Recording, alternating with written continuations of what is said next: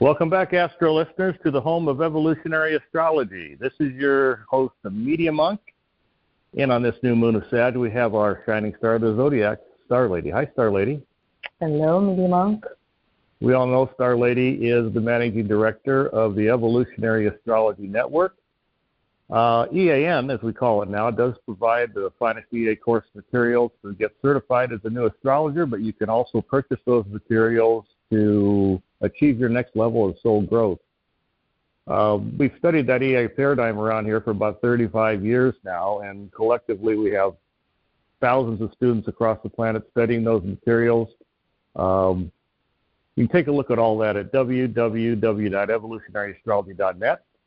To schedule your personal time with Star Lady, just call us 1-605-348-5111 or go to the personal consultation page at the Evolutionary Astrology website.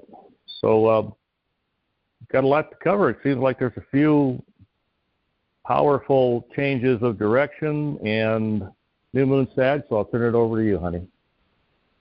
All right, thank you. Hello, everybody. We are recording this on December 1st, just after the new moon of Sag, which took place the 30th and the 1st, depending on where you are in the U.S., at 9.5 degrees Sagittarius. And what we have happening with this new moon of Sag is the sun and the moon are getting involved with Mercury retrograde in Sag, T-square, with the Jupiter-Saturn square.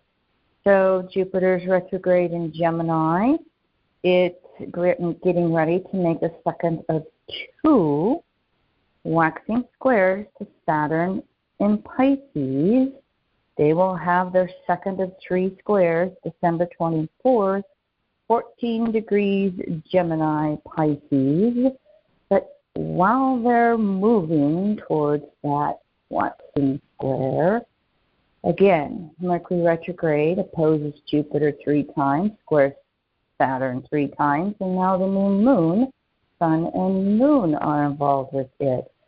So as we look at the activation of mutable signs, Gemini, Sagittarius, and Pisces, the mutable modality, there's 3 modalities: cardinal, fixed, mutable. Cardinal initiates, fixed perseveres, and mutable tries to make sense of everything.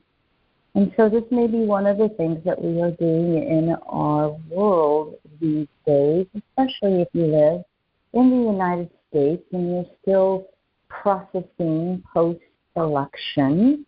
Elections take up a lot of air in this country. You can still be doing your own pondering and processing about different things that happened and results of everything.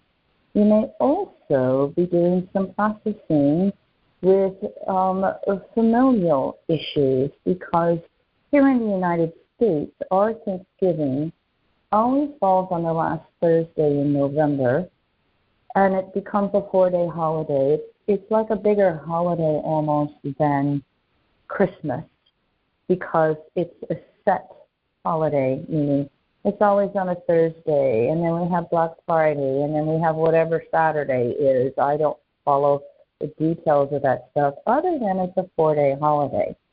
Personally, I had my niece home having her golden birthday. She turned 30 on the 30th, so we've had a lot of family this weekend on my side. Some really surprisingly good connections. And we've long disallowed politics in my side of the family on get-togethers. Many heated discussions over the years, and it was just best to agree to disagree. So we don't even go there. So it's not. It's like it doesn't exist.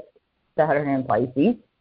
But so just a couple of examples for you on that mutable energy in which we try to make sense of our world, and we try to find peace in our world. You know, Saturn is kind of freshly direct yet at about 13 degrees Pisces.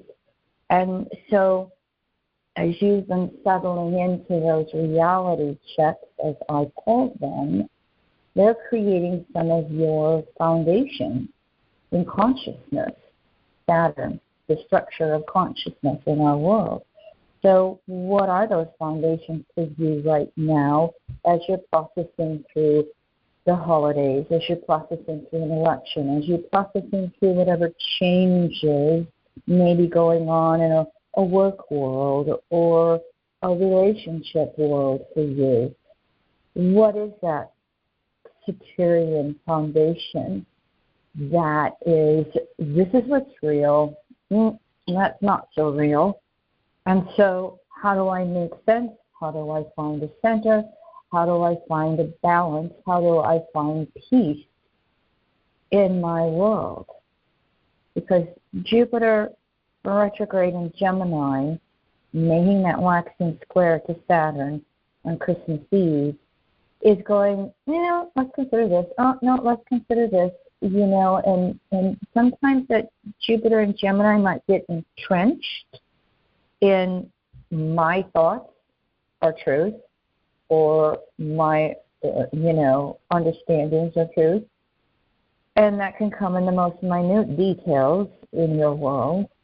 But here we have this new moon shining a light of day on a broader understanding of truth. And Mercury retrograde is soon going to have that interior conjunction over the sun, joining all of this new moon energy. Their interior conjunction is December 5th at 14.5 degrees Sagittarius.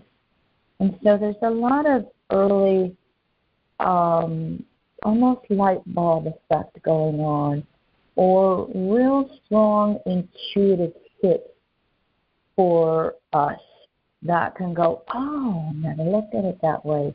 Oh, here's a deeper understanding of this. Oh, here's some of the real facts going on. Let me just give you one little tidbit from the political world, and then I won't mess around with it anymore. We're some of us needing a break. And I read a recent article about how it looks like the House race is going to turn out 220 to Republicans to 215 seats Democrats. And in that article, it talked about how this is, we had the midterms, but there's been a lot of court cases going on about how we draw up districts for House races in this country. I live in a state so small that we only have one House representative, so our host state is a House district. There are states that have dozens of House districts, and the maps get drawn up once every 10 years by our consensus counts, which are required by our Constitution. Well, those get gerrymandered by Republican and Democratic legislatures. And this article I read was talking about how Republicans have gerrymandered 171 House districts out of 435, compared to Democrats gerrymandering 71 House districts out of 435. And as we start to get the post-election facts and ratios and all those kinds of things coming in, the counts of everything and the recounts of everything, the Republicans really didn't do that good. They just have everything so extremely gerrymandered. The Democrats have to win by 60% of the vote to even get the district in their favor. Not going to go any further than that. You can go down the rabbit hole with it. If you're looking for this article, it was in Salon Media, if you want to go find it. And the gentleman's name, oh gosh, draw this out of the rabbit hole. David D. somebody. Anyway, it was a quite interesting article, and lots of things you could say about it, but this is what we're looking at and I spoke about this in the Mercury retrograde in Sag, opposing Jupiter retrograde in Gemini 3 times in November, December. They're in each other's signs. And so the brain switching that can go on between left brain, right brain, the altercations that can go back and forth between, truth versus lies and facts versus alternative facts, as somebody once said in the political arena, that's all stirred up in the middle of this. It's creating, let's say, on the Democratic side with this mutable T-square, that making sense of it all, that the mutable, modality does. How do I put it together? How do I make sense of it? There's a lot of that reflection going on the Democratic side.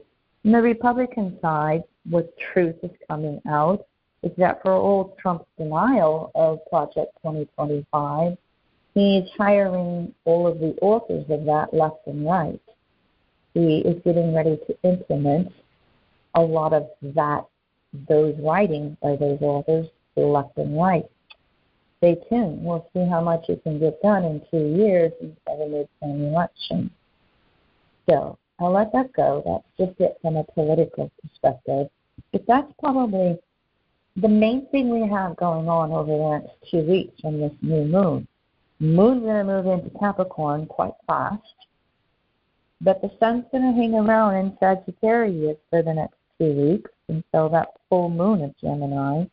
And so it's activating with Mercury with, again, what is the deepest level of truth for me? What's the broadest understanding of truth that I can understand? How can I align myself with natural spiritual laws and principles, as we say in evolutionary astrology? And those natural laws are either giving, sharing, and it's including, or the distortions are taking, hoarding, and excluding. And so we can all be kind of processing through that, and here we are. Thanksgiving. How have you been participating in that?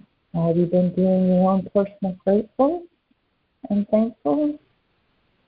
How have you been doing your giving in the world? With your family, with those in your circles in various ways? Probably the best ways to find your inner peace. We have 2 things going on. Let me see, we'll back up. We got actually 4 that I should probably mention in this 2-week time period. The biggest one is Mars turns retrograde for 2.5 months. It does that every 2 years. Mars turns retrograde December 6th at 6 degrees Leo. It will go direct February 23rd at 17 Cancer. And I have always said that Mars retrograde is the hardest retrograde to go through from my perspective. We all know Mercury retrograde. By the way, I actually had to buy a new dishwasher on Mercury retrograde, and it went very, very smoothly.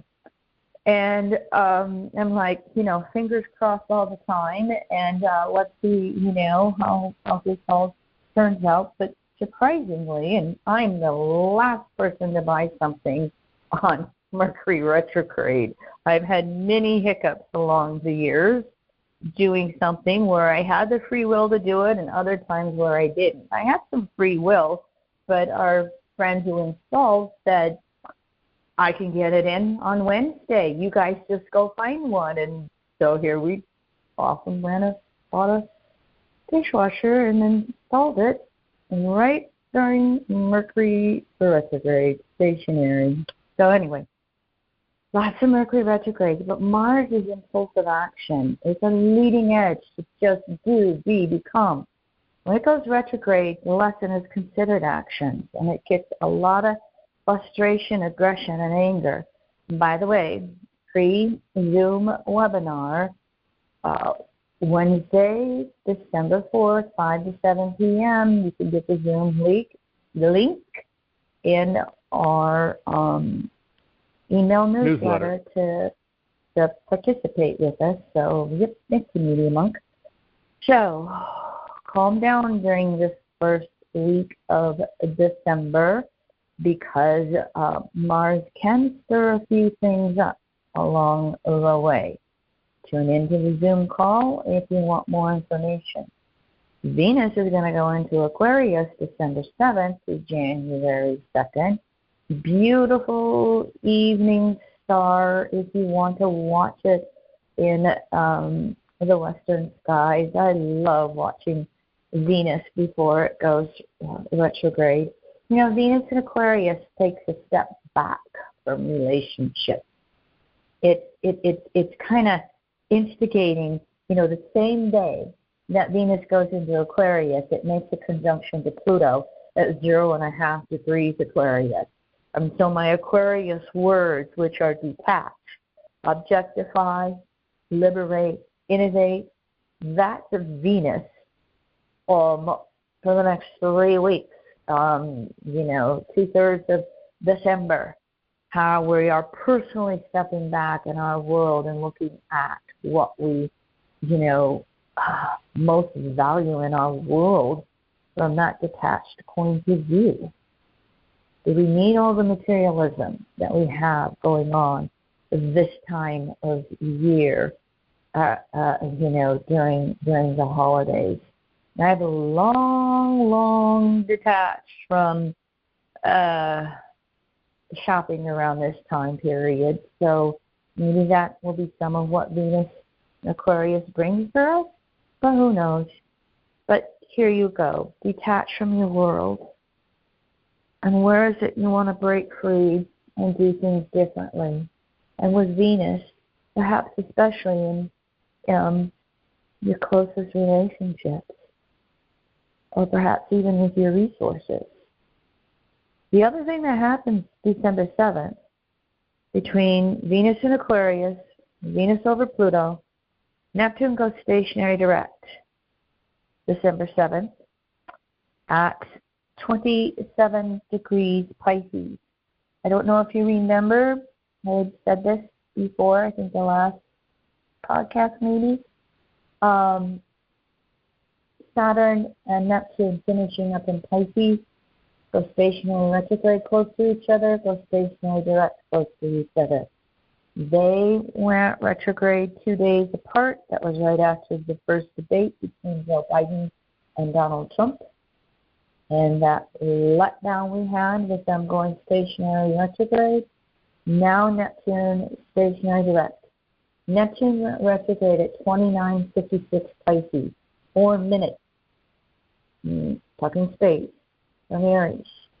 Now here it is, going direct, 27 degrees Pisces. It reversed the last 30 degrees of the 3 degrees of the zodiac.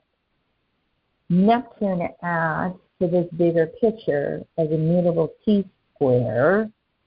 That's Gemini, Saturn, Pisces.